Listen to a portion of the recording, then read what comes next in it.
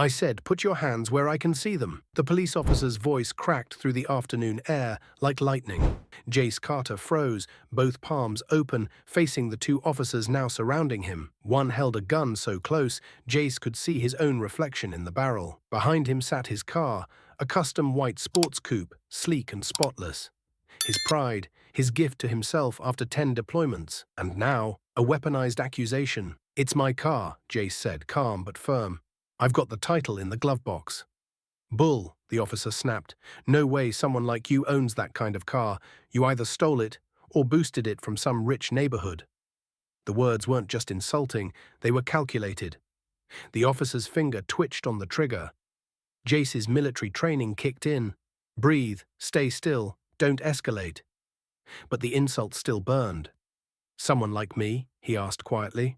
You know exactly what I mean, the officer sneered. From across the street, neighbors peeked out their windows. Phones were already recording, but no one dared step in. Jace, dressed in workout camo pants and a tight olive-green shirt, looked like he could tear through a brick wall, but he didn't move, not even when the backup officer slapped cuffs around his wrists. You're being detained pending investigation of Grand Theft Auto, the second cop said flatly. I didn't steal anything, Jace muttered, jaw tightening. I serve this country. I'm a SEAL. The lead cop snorted. Sure you are, and I'm the president.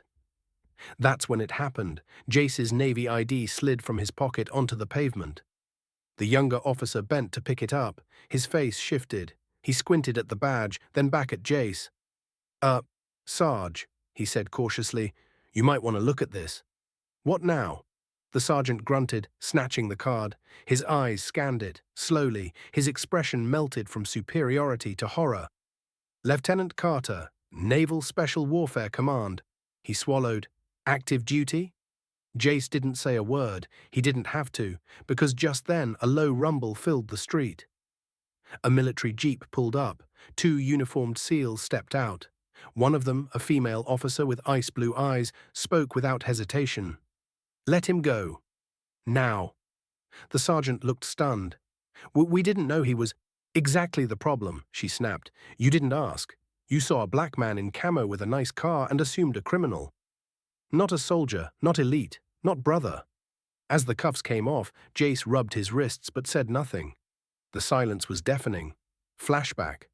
Just months earlier, Jace was deployed on a classified rescue mission overseas. Helicopter insertion, triple hostile zone, 0 visibility.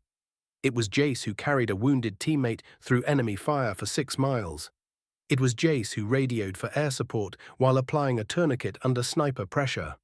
That mission alone earned him a Navy Commendation Medal. But back home, none of that mattered. Not his rank, not his service, not his blood, sweat and scars. All they saw was skin and speed. Back in the present, the sergeant muttered, Sir, I apologize. We didn't... Stop, Jace cut in. Save it. He walked to the driver's side of his car, opened the door and pulled out a folded American flag.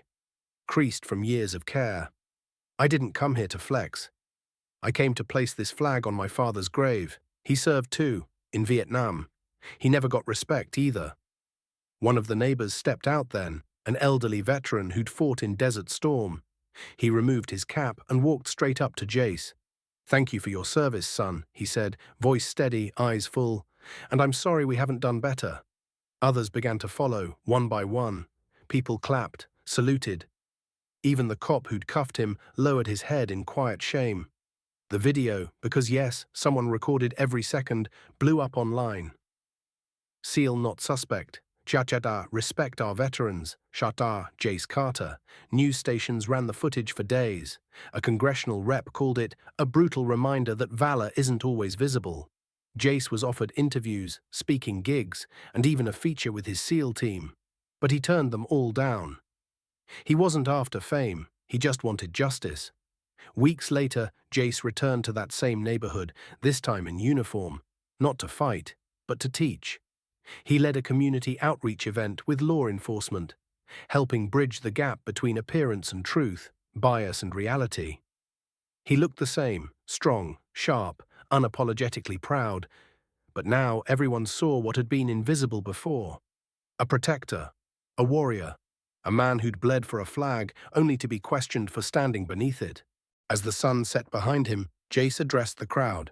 We train for war, we fight for peace, but it's back home, where the battle for dignity still rages. He paused.